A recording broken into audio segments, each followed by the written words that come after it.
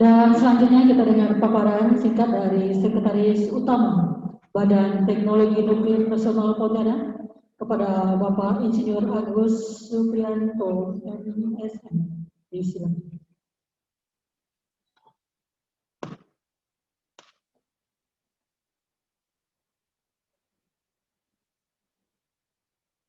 Assalamualaikum warahmatullahi wabarakatuh. Selamat pagi, salam sejahtera bagi kita semua. Salam Om Swastiastu, Namo Buddhaya, salam kebajikan. Bapak Ibu yang saya hormati, khususnya Bapak Gubernur yang dalam hal ini diwakili oleh Bapak Sekda, yang kami hormati Bapak Bupati dan Wakil Bupati Bengkayang, yang kami hormati anggota DPRD, baik DPRD Provinsi Kalimantan Barat maupun Ketua dan DPRD Kabupaten Bengkayang, yang kami hormati Kepala Bapeda Provinsi Kalimantan Barat dan juga Kepala Bapeda Kabupaten Bengkayang, yang kami hormati juga Forkompimda Kabupaten Bengkayang, Bapak Rektor Universitas Tanjung Pura yang saya hormati, Bapak Direktur Poltek Negeri Pontianak yang saya hormati, serta para hadirin sekalian undangan yang mohon maaf tidak dapat kami sebutkan satu persatu dan tidak mengurangi rasa hormat kami kepada Bapak Ibu sekalian. Izinkan saya Agus Supriyanto selaku Sekretaris Utama Badan menyampaikan beberapa hal berkaitan dengan kegiatan kita pada hari ini, yaitu Musrembang dan HKBP yang dilaksanakan di Kabupaten Bengkayang. Sebelumnya kami menyampaikan permohonan maaf bahwa Bapak Kepala Badan Badan Tenaga Nuklir Nasional tidak bisa hadir pada kesempatan kali ini karena memang ada acara yang sudah diagendakan sebelumnya dan tidak dapat ditinggalkan, dan menugaskan memerintahkan saya untuk menghadiri pertemuan yang sangat kita lakukan bersama ini. Yang selanjutnya saya memberikan apresiasi yang sebesar-besarnya kepada pemerintah Kabupaten Bengkayang, dalam hal ini Pak Bupati beserta jajarannya, atas undangan kepada kami menghadiri pertemuan yang istimewa ini, karena pada hari ini kita semua akan membuat rencana kegiatan untuk khususnya tahun 2022 dan mungkin akan menjadi pijakan rencana kegiatan pada tahun rekstra di Kabupaten Bengkayang ini. Bapak Ibu sekalian yang saya hormati, perkenankanlah kami akan menyampaikan presentasi yang berkaitan dengan impact nuklir. Jadi mungkin akan kami sampaikan kenapa kok ada Badan Tenaga Nuklir tiba-tiba di Kabupaten Bengkayang. Padahal orang mendengarnya, kalau mendengar nuklir pasti yang teringat pertama kali adalah bom Hiroshima yang terjadi. Kemudian apa yang terjadi di Chernobyl.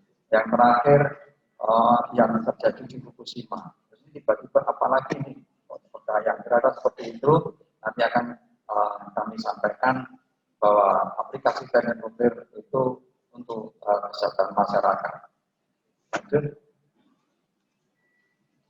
Nah, Bapak Ibu sekalian yang saya hormati, kita perhatikan di slide bahwa pemanfaatan tenaga nuklir itu ternyata banyak sekali, ada di bidang pertanian, di bidang peternakan, di bidang industri, lingkungan hidup, baik energi maupun non energi, dan kegiatan kemasyarakatan lainnya. Lanjut. Ya, saya kira lanjut saja. Nah, berkaitan di bidang nuklir di bidang pangan, sesuai arahan Pak Bupati pada pagi hari ini, Bapak Ibu sekalian, bahwa Kabupaten Pengkayang salah satunya mempunyai target di bidang pertanian. Ini hal yang sangat penting dan mendasar. Gitu. Beberapa waktu yang lalu kita baru mendengar bahwa Indonesia mau mengimpor beras. Ini saja kita sudah tahu kenapa kok mengimpor, emang kita nggak bisa. Nah ini menggelitik mungkin hati Pak Bupati juga. Gitu. Jadi maka tadi pagi menyampaikan arahan beliau, menyampaikan arahan bagaimana ke depan harapannya Kabupaten Pengkayang ini bisa swasembada pangan.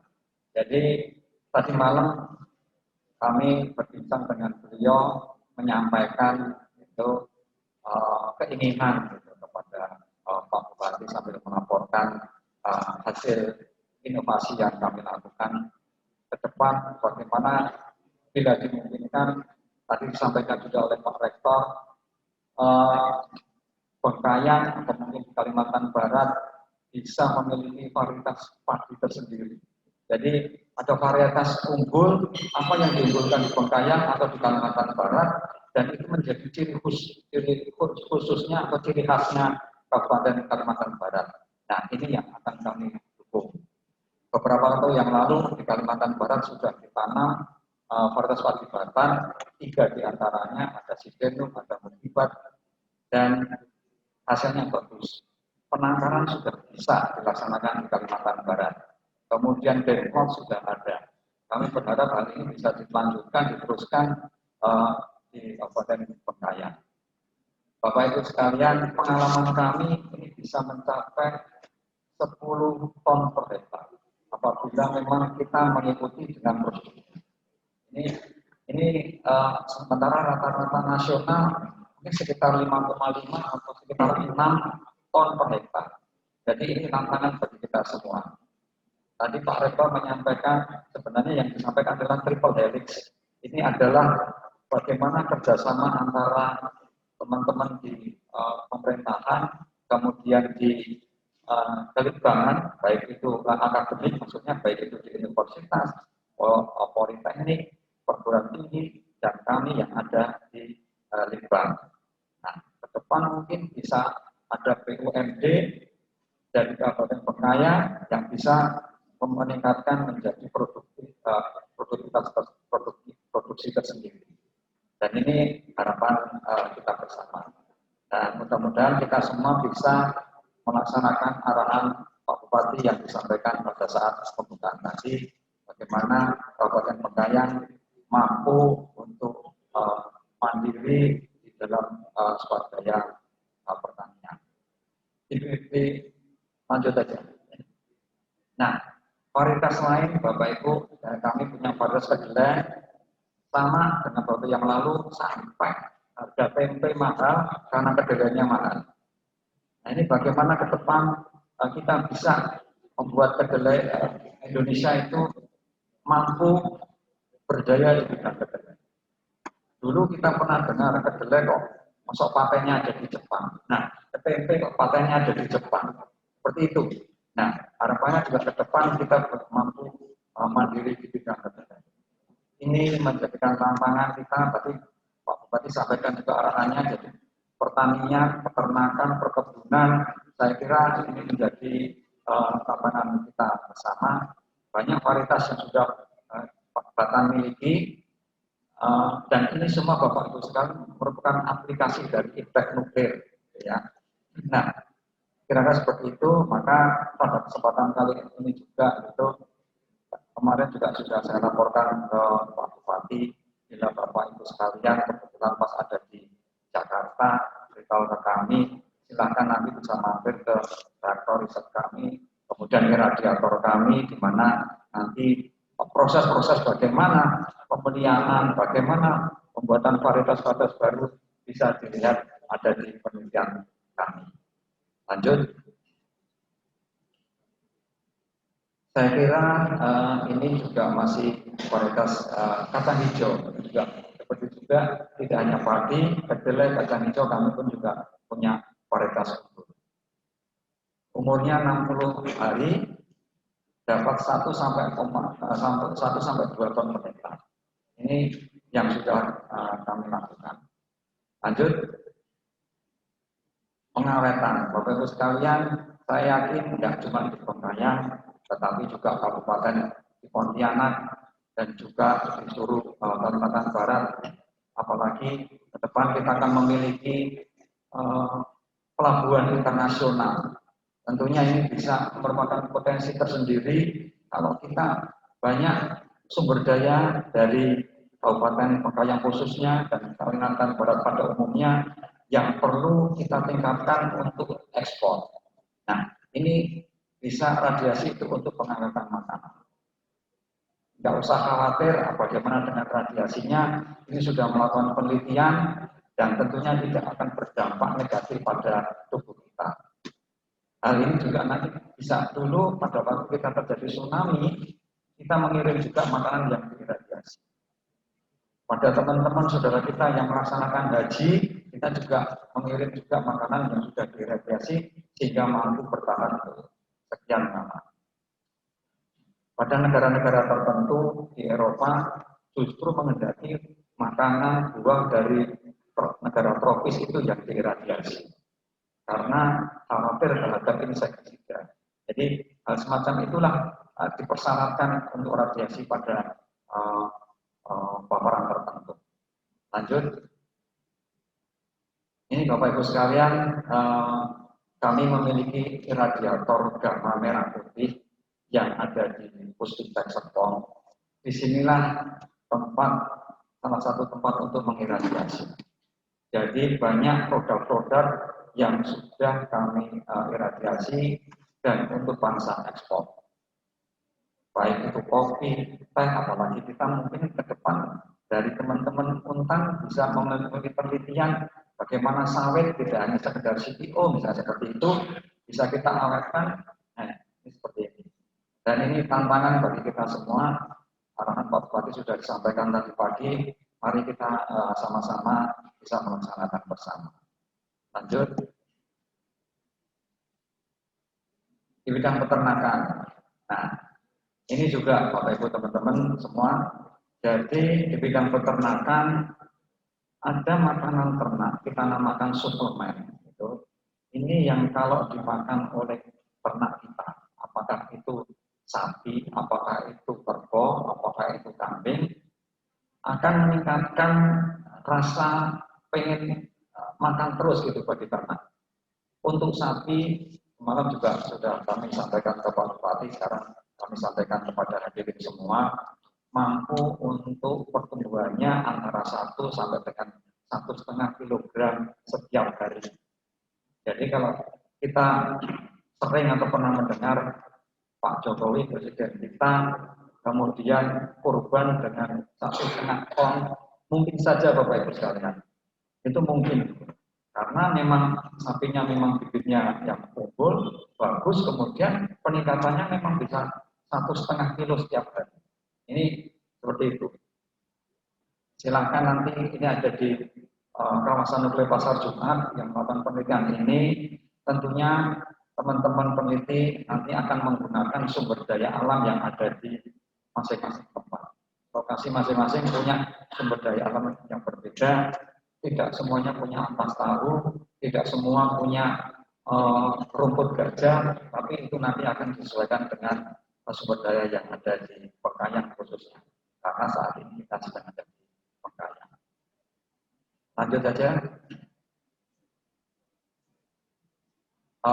Itu Bapak Ibu sekalian yang bisa saya sampaikan. Kemudian ada satu lagi Bapak Ibu sekalian yang akan kami sampaikan bahwa aplikasi teknik nuklir tidak hanya untuk bidang non energi, tetapi juga di bidang energi. Di bidang energi yaitu untuk menghasilkan listrik. Nah, dalam membangun dinamakan PLTN, pembangkit listrik tenaga nuklir. Jadi kenapa seperti itu? Kebetulan saya itu memang lama dan dibesarkan itu di Kabupaten Menawi. Sebelum Menawi mekar dari Sintang, saya sudah di di sana cukup lama, mulai tahun 92 saya cerita semalam naik kelotok dari Pontianak pun juga sudah pernah saya jalani jembatan ada. Jadi di sana ada uranium yang mungkin Bapak Ibu teman-teman semua sudah sering mendengar. Nah, uranium itulah yang kemudian apabila kita rekayasa menjadi bahan bakar yang bisa menjadi sumber energi di dalam PLTN. Pada tahun 2020 kami di Batang sedang melakukan studi kelayakan di Kabupaten Pengkayang ini, khususnya di sekitar Pantai Kosong. Nah, di situ sudah ada PLTO yang dimiliki oleh yang dioperasikan oleh Indonesia Power, ada PLTO Kalbar 1, 2, 3, ada yang 2x50, ada yang 2x100. Nah, yang Batang lakukan saat ini adalah sedang melakukan studi kelayakan, apakah tempat itu nanti akan layak seandainya nanti dibangun PLTN. Memang seperti arahan Pak Gubernur beberapa waktu yang lalu bahwa dalam pembangunan PLTN ini memerlukan tahapan yang panjang, Bapak Ibu sekalian. Jadi sebelum kita melakukan pembangunan, kita akan melakukan uji kelayakan terlebih dahulu. Tahun Renstra 2020-2024, Batang masih melakukan tahapan untuk studi kelayakan tersebut. Memang di Kalimantan Barat ada beberapa potensial untuk lokasi tersebut. Salah satunya yang ada di Pengkayang, kemudian ada yang di Ketapang, di daerah Pedawangan.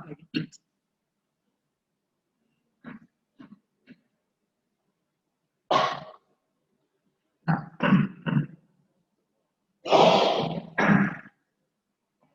ini adalah peta sumber daya radioaktifnya.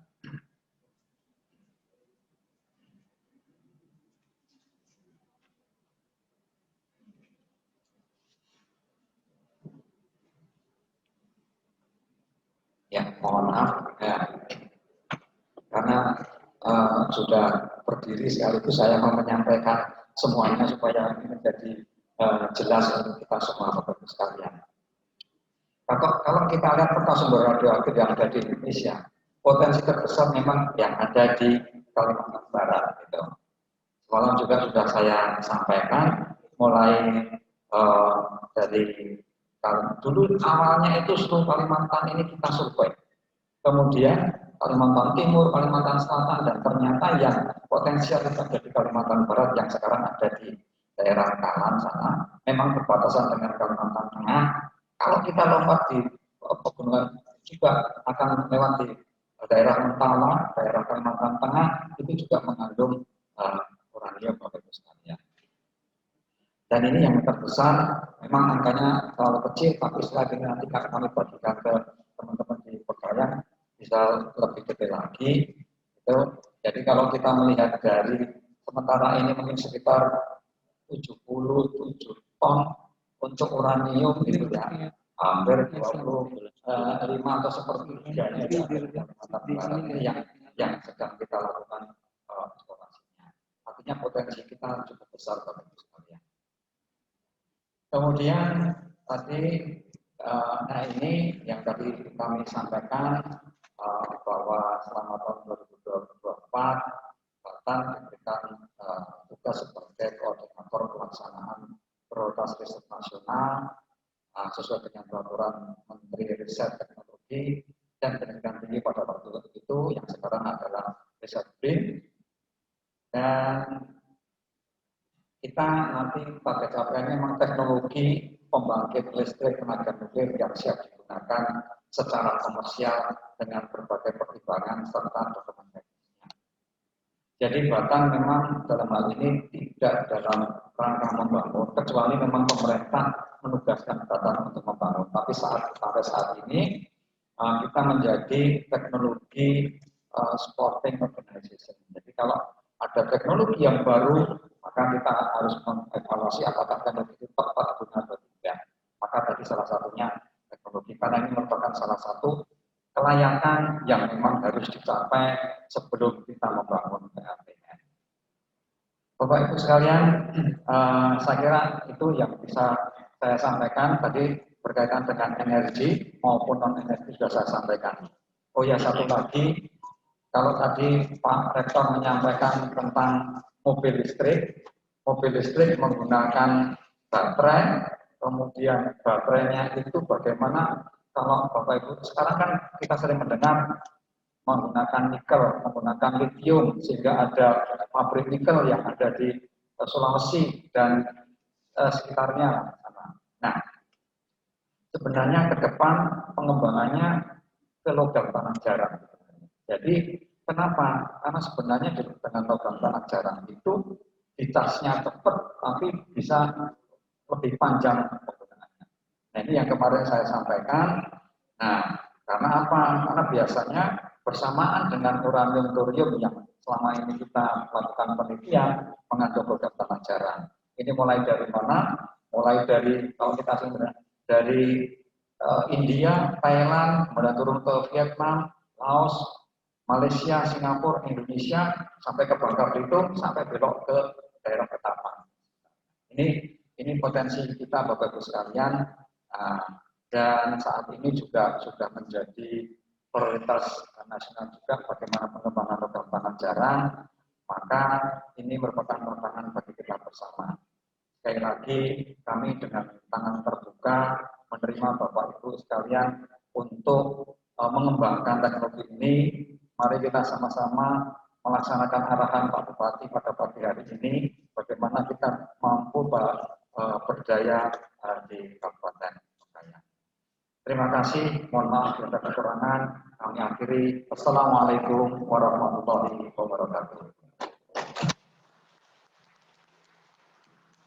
Baik, terima kasih. Demikian tadi paparan dari Sekretaris Badan Tenaga Nuklir Nasional, Bapak Insinyur Agus Sumaryanto MSN. Terima kasih Pak. Dan selanjutnya kita memasuki sesi tanya jawab, di mana sesi tanya jawab ini akan dipandu langsung oleh Kepala Bapeda Kabupaten Bengkayang, Bapak Mulia Musa Sanusi. Di sini. Baik, terima kasih.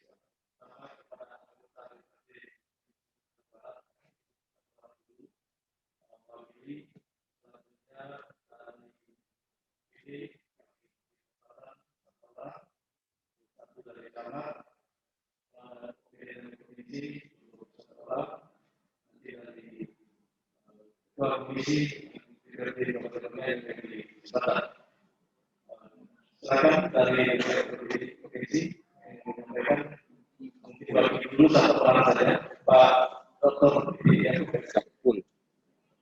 Pak Ibu, silakan singkat sedikit hal yang disampaikan. Silakan. Assalamualaikum warahmatullahi wabarakatuh. Selamat siang, salam sejahtera untuk kita semua. Yang saya hormati Bapak Bupati, Wakil Bupati, Ketua Bapeda, kemudian Pak Rektor, dan dari jajaran pemerintah Kota Singkawang, dan saya, kemudian Bapak Forkopimda, dalam yang hadirin yang berbahagia. Menyangkut seluruh paparan kami sudah mengikuti secara cermat. Menyangkut masalah visi dan misi ya, dan apa yang akan dilakukan oleh pemerintahan baru Bupati dan Wakil Bupati jajaran di Bengkayang ini. Kami melihat, jadi kita belum bisa melihat ya. Artinya sudah di Bengkayang ini belum kita bisa melihat matrik persoalan dari seluruh bidang yang akan dibangun. Oleh karena itu, kalau kita sudah mempunyai matrik persoalan Bengkayang, tentu kita semua bisa memfokuskan kegiatan kita kepada hal-hal yang dimaksud. Kita dari DPRD Provinsi Kalimantan Barat, khususnya dari Dapil Singkawang Bengkayang, kita memang punya komitmen, kami semua ini yang 6 orang punya komitmen yang jelas. Artinya di mana kita akan dapat melakukan dan membantu melalui pokir-pokir kami yang ada menyangkut berbagai bidang. Oleh karena itu, mungkin secara khusus nanti kita juga akan minta dengan Bupati dan Wakil Bupati untuk kita melihat matrik persoalan di berbagai sektor. Misalnya bidang pendidikan. Kebetulan kalau saya lebih concern di bidang pendidikan dan kesehatan Komisi 5. Persoalan pendidikan di Kabupaten Bengkayang itu apa? Dan bagaimana cara kita menyelesaikannya? Walaupun COVID ini terbatas, artinya kita membantu. Dan sekarang ini, tahun ini kita banyak membantu sekolah-sekolah, Pak Bupati. Jadi sekolah-sekolah baik penguatan jalan, kemudian menyangkut. Nah, memang kita dalam pelaksanaan pokir ini terbatas jumlahnya, nominalnya itu terbatas. Karena kita bisa melaksanakannya dengan penunjukan langsung, gitu, tidak melalui tender. Nah, oleh karena itu kapasitas ini yang akan diluncurkan di berbagai bidang ini, kami sudah ngomong juga Pak Alex fokusnya di bidang apa? Karena dia di komisi 4. Nah, seperti bagaimana kami memperjuangkan jalan Singkawang Bengkayang, luar biasa itu. Artinya kita all out betul untuk supaya jalan Singkawang Bengkayang itu terbangun. Alhamdulillah upaya kita itu berhasil dan tahun ini akan. Pak Alex ini yang luar biasa, ya, beliau di Komisi Anggaran. Begitu juga kami di Komisi 5 selalu mengadakan kegiatan, kalau reses juga menginventarisir masalah-masalah pendidikan dan kesehatan. Bu Neneng di komisi berapa Bu Neneng? Bu Neneng komisi 3 ya. Nah, Pak Ajan komisi 5. Sama kami ini kebetulan Singkawang Bengkayang ini lebih banyak komisi 5-nya, jadi ada 3 orang. Jadi artinya mudah-mudahan Pak Bupati kami akan melihat, makanya kita perlu punya matrik persoalan tadi itu supaya kita nanti fokusnya itu kepada bidang apa. Saya kira waktu kita, terima kasih. Baik, terima kasih.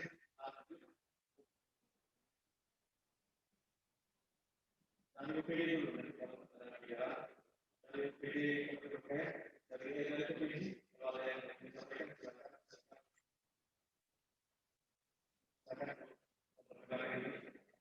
Terima kasih Bapak, selamat siang, salam sejahtera untuk kita semua. Satu saja yang ingin saya tanyakan, bahwa kerangka ekonomi makro Kabupaten Bengkayang ditopang oleh transfer dari pemerintah pusat. Yang ingin saya tanyakan, bagaimana rencana pemerintah Kabupaten Bengkayang untuk meningkatkan optimalisasi pendapatannya dalam rangka perkuatan ekonomi makro. Mungkin itu saja. Terima kasih. Emang udah gitu deh. Perkenalkan, saya Bu Ike Yolanda, saya Kabak Kebijakan Perekonomian di Kalimantan Barat. Oke, baik, terima kasih. Selanjutnya dari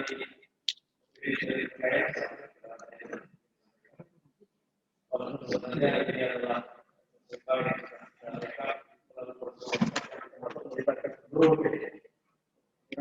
dari satu satu camat sikap Pak Tani.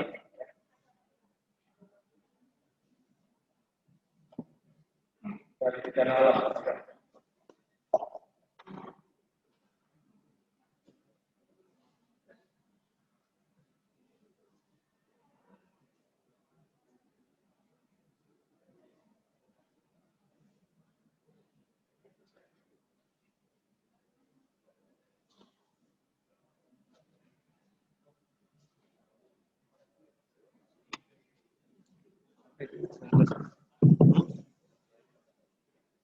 Tes.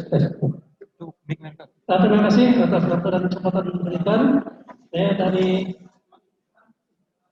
tes dari bencana mungkin dari Politeknik Trio ya. Mungkin kalau yang berkenaan dengan bencana alam, kalau kita sini ada batu besar, ada karhutla. Kalau mungkin batu besar dan karhutla itu kita bisa cari referensi dari lain, nggak masalah. Yang berkenaan dengan ulah manusia, Pak, yang mungkin menjadi atensi kami di sini. Kalau di sini ulah manusia yang karena sawit atau karena pendangkalan sungai akibat mungkin galian. Kalau dalam hal ini mungkin peti lah. Nah, itu yang menjadi atensi kami karena ini menyebabkan batu besar. Berhubungan dengan ini mungkin perlu ada kajian khusus dari Pak, karena akibat sawit resapan perang banyak berkurang akibat kebun sawit dan peti agar pendangkalan sungai sehingga batu besar terjadi di mana-mana. Jadi adanya cuaca ekstrim sehingga terjadi di batu besar pasti terjadi. Demikian pula juga ada karhutla. Mungkin itu bagaimana penanggulangannya berkenaan dengan mungkin kemungkinan kalau kita di sini ada dam atau embung. Ada 5 wilayah yang rawan karhutla di daerah Kabupaten kami adalah Sungai Raya, Sungai Duri, Pawangi, Sinjak dan di daerah Kumba Sebuas. Mungkin itu yang menjadi atensi bencana alam di wilayah Kabupaten Kayang. Terima kasih. Saya kembalikan. Baik, terima kasih dari Pak Camat. Silakan Pak Camat. Terima kasih atas kesempatannya. Mohon izin Pak Wakil Bupati, bagaimana tugas camat, saya pikir menggali aspirasi masyarakat, menyeluruhkan dan menyampaikan. Saya kira dalam musrenbang RKKJ ini ada beberapa hal yang aspirasi masyarakat harus saya sampaikan. Saya pikir tidak henti-hentinya saya sampaikan terkait kemarin sama-sama dengan Pak Bupati, Pak Wakil Bupati. Yang pertama, mengingat kantor camat kita, Pak Bupati, Pak Wakil, jadi saya kira sudah tidak layak lagi untuk dapat dibangun secara representatif.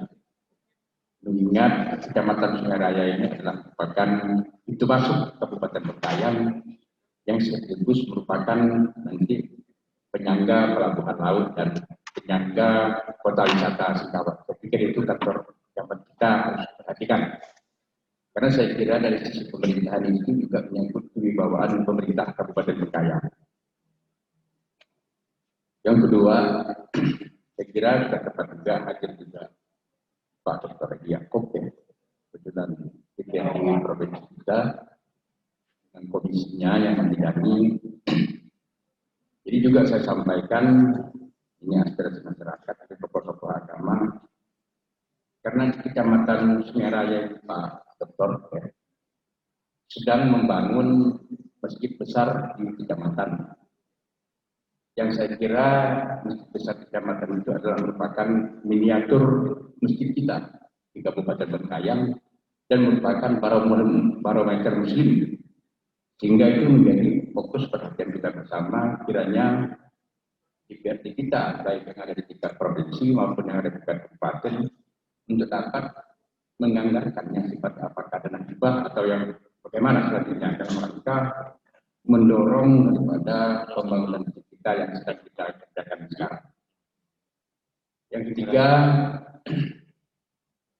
karena saya lihat dari tahun pemekaran Bengkayang tahun 99 sampai 2021, kurang lebih umurnya 22 tahun, saya pikir ini menjadi perhatian kita bersama. Pintu gerbang kita juga harus dibangun di Kecamatan Sungai Raya. Sebab saya beberapa kali mendapat tamu sedikit merasa terpukul saya sebagai camat. Pak, ini kabupaten mana? Saya bilang ini Kabupaten Bengkayang. Karena porosnya menuju Kota Singkawang, sehingga para tamu-tamu kita, baik tamu wisata, eksekutif, legislatif, kadang-kadang sering bertanya yang lebih jauh. Sehingga dia berpikiran masuk Kota Sungai Duri bagian daripada Kota Singkawang.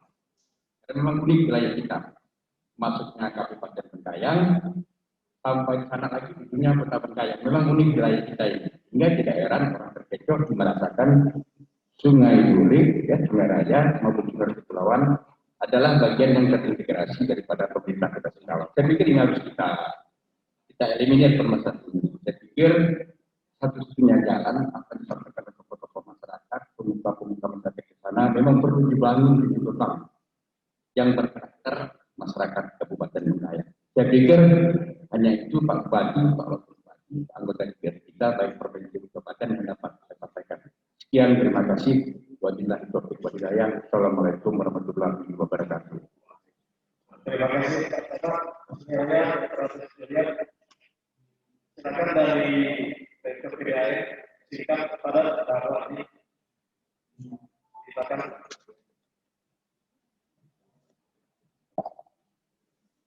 Selamat pagi dan salam sejahtera untuk kita semua. Adil Kalino Bajora Menika Saruga Baseng Kadewatan.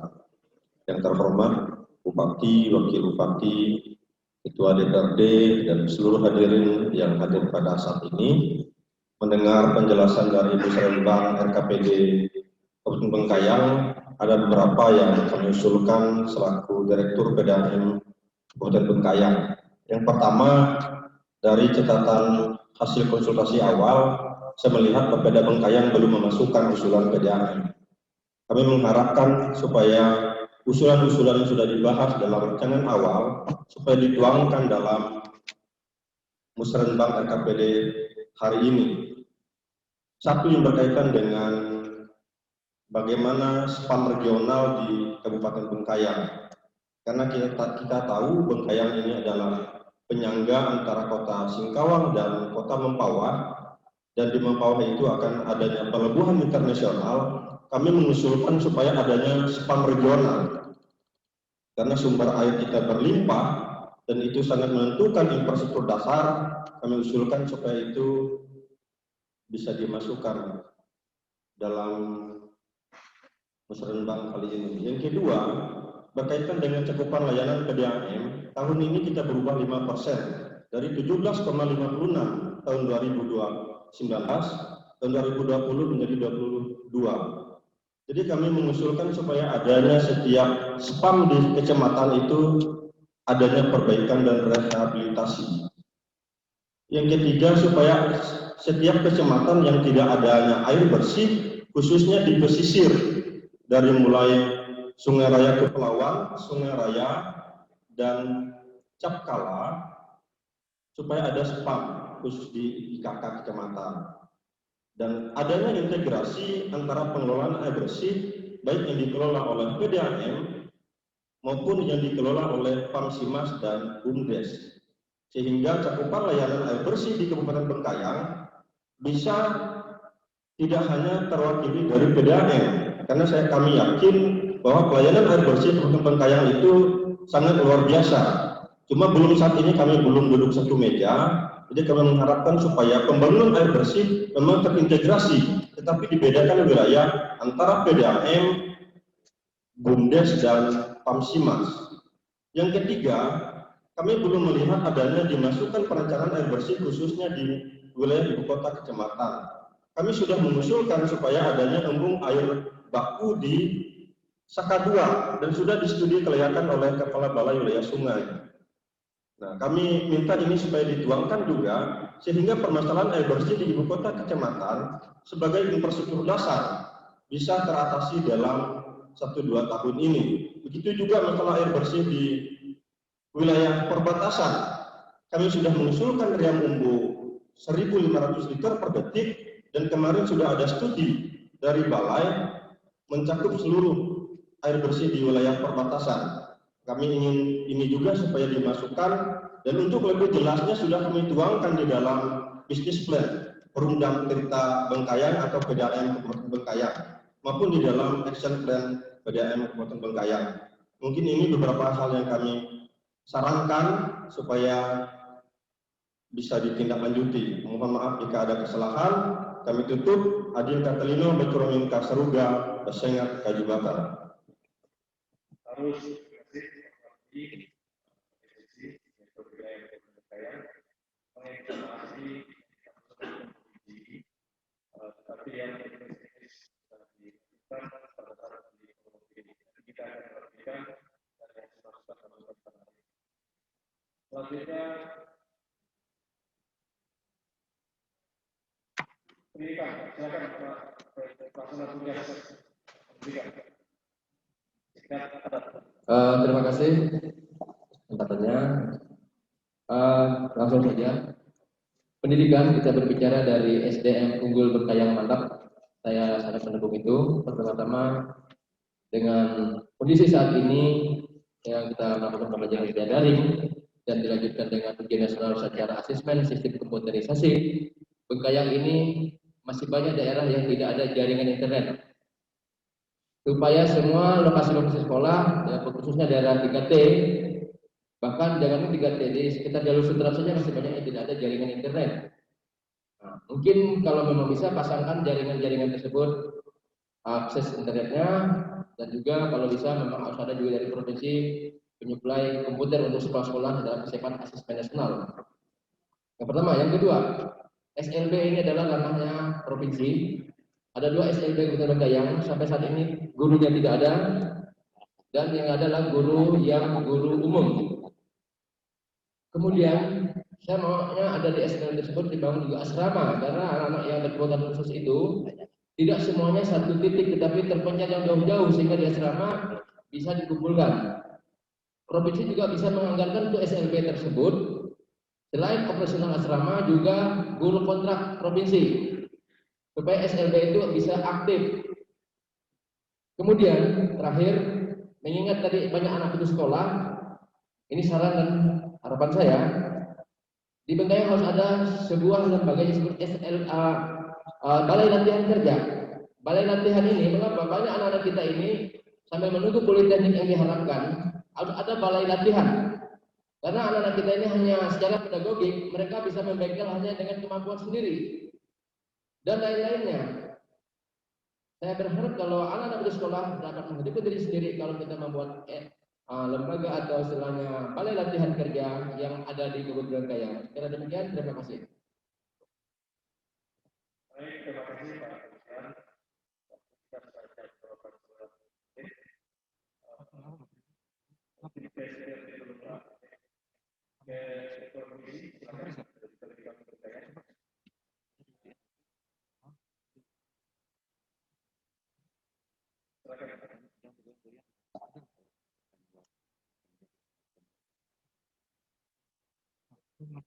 Dari program terima kasih yang diberikan kepada saya mewakili DPRD Kota Bengkayang. Selamat pagi, salam damai sejahtera untuk kita semua. Assalamualaikum warahmatullahi wabarakatuh. Salam Om Swastiastu, Namo Buddhaya, salam kebajikan. Adil Katalino, Becuramin Kasaruga, Basengat, Kaji Bakar. Yang saya hormati seluruh Bapak Ibu sekalian yang hadir pada kesempatan siang hari ini. Saya menyimak dari semua pemaparan yang terdahulu berkaitan dengan kegiatan Musrenbang SKPD Kabupaten Bengkayang tahun 2022 ini. Tentu kita pahami bersama bahwa Musrenbang tingkat kabupaten ini adalah lanjutan dari Musrenbang baik tingkat desa, kecamatan, dan termasuk juga penyerapan daripada pokok-pokok pikiran anggota DPRD. Kita pahami bersama bahwa Kabupaten Bengkayang ini berada di segitiga emas, ya. Kita ada di wilayah Bengkayang, Singkawang, Mempawah, yang saat ini kita tahu bersama sedang ada kegiatan program strategis nasional, ya. Tentu di Bengkayang sendiri ada PLBN dari Babang, kemudian di Mempawah ada pembangunan pelabuhan Pantai Pinang, dan di Singkawang ada pembangunan bandara. Saya belum melihat juga tadi, ya, bagaimana stressing daripada RKPD kita dalam rangka kita mempersiapkan untuk mengambil hal-hal yang bermanfaat untuk Bengkayang terkait dengan keberadaan kita di segitiga emas tersebut. Nah, ya, agar saran masukan juga agar ini bisa menjadi perhatian kita bersama. Kemudian kalau bicara soal pembangunan, maka ada pembangunan fisik, pembangunan ekonomi, dan pembangunan manusia. Nah, terkait dengan pembangunan fisik, tentu kita lihat bersama bahwa tadi sudah disampaikan yang menjadi prioritas di Bengkayang ini adalah pembangunan infrastruktur dasar, ya, termasuk juga listrik, Pak. Karena listrik sekarang ini bukan kewenangan daerah, jadi mohon juga kepada provinsi, ya, dan teman-teman dari DPRD provinsi juga bisa mengawal soal kelistrikan ini, sebab memang listrik ini kita daerah tidak bisa menganggarkan lagi, kabupaten tidak bisa menganggarkan. Ya, tadi disampaikan oleh Pak Bupati, masih begitu banyak desa-desa kita yang belum teraliri listrik. Dan apakah itu melalui PLN ataupun listrik yang menggunakan sumber daya alam yang ada.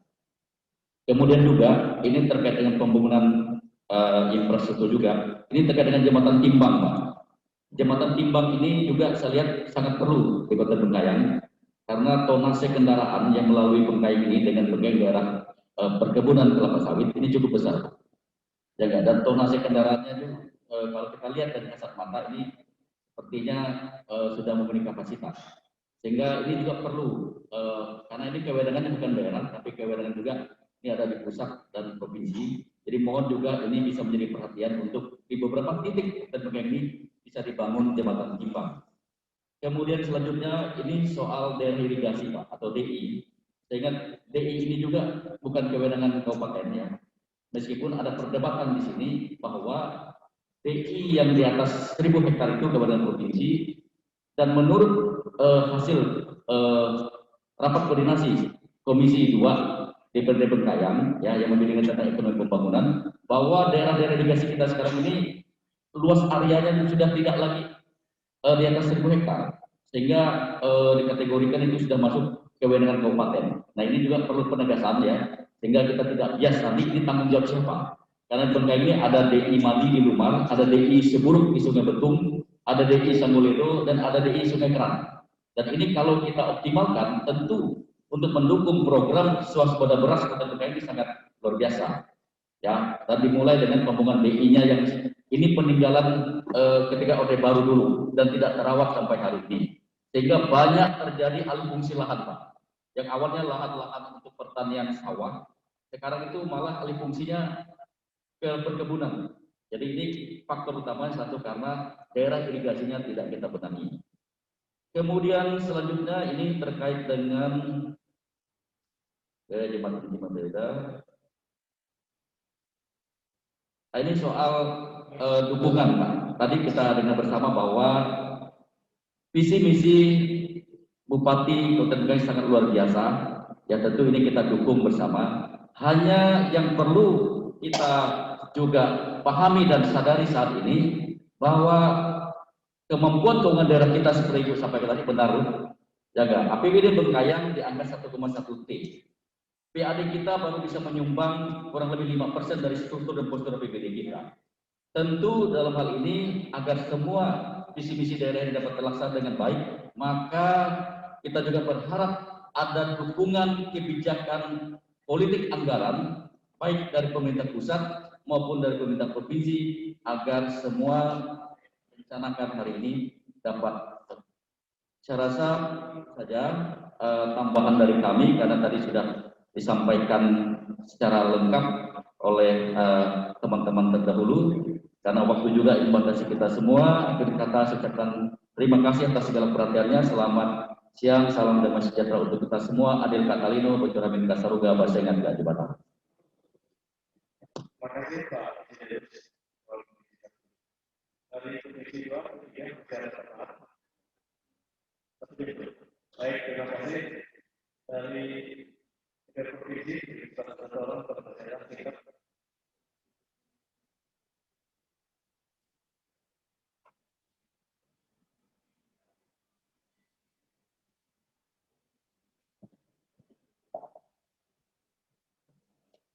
Baik, terima kasih untuk acara panitia musrembang.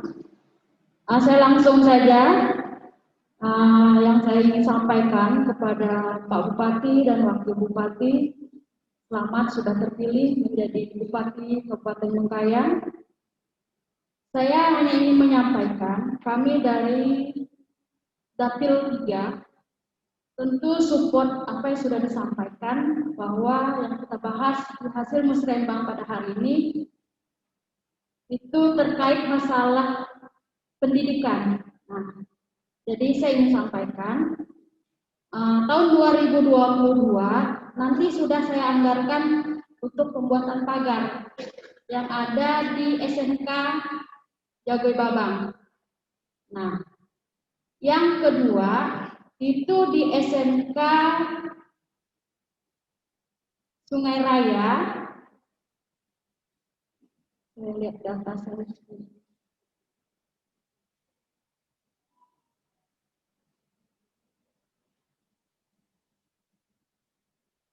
Di SMK Sungai Raya itu pembuatan pagar sudah kita anggarkan di tahun 2022, dan juga SMK Sungai Raya Kepulauan. Arti ada 3 usulan sudah saya masukkan di tahun 2022, dan ini sudah saya masukkan ke Pokir tahun 2022. Nah, untuk bidang pertanian, bantuan pupuk ada 20 desa. Tahun 2021 nanti akan disalurkan ke Kabupaten Bengkayang dengan nilai 2 miliar. Itu pupuk. Nah, karena memang ini bidangnya bukan sebenarnya bidang saya di Komisi 3, saya juga mensupport bagi Kabupaten Bengkayang, karena bidang Komisi 3 ini membidangi tentang pajak. Karena kita di Bengkayang ini, saya lihat banyak yang belum bayar pajak, terutama kemarin laporan di Dinas Pajakan, masalah bayar pajak mobil dinas, motor dinas. Kalau bisa pajak itu yang tertunda, karena itu bisa menambah PAD pembangunan Kabupaten Bengkayang. Jadi bagian pajak tolong kita dorong agar bisa membantu pemerintah yang ada di Kabupaten Bengkayang.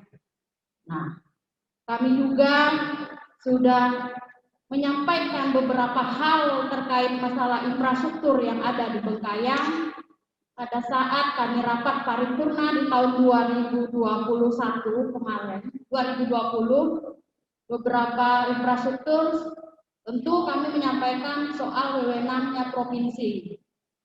Kami ada 6 anggota di DPRD Provinsi Kalimantan Barat, dan kebetulan Pak Alek ini di bagian badan anggaran. Nah, kalau saya ini di bagian badan Bappeperda.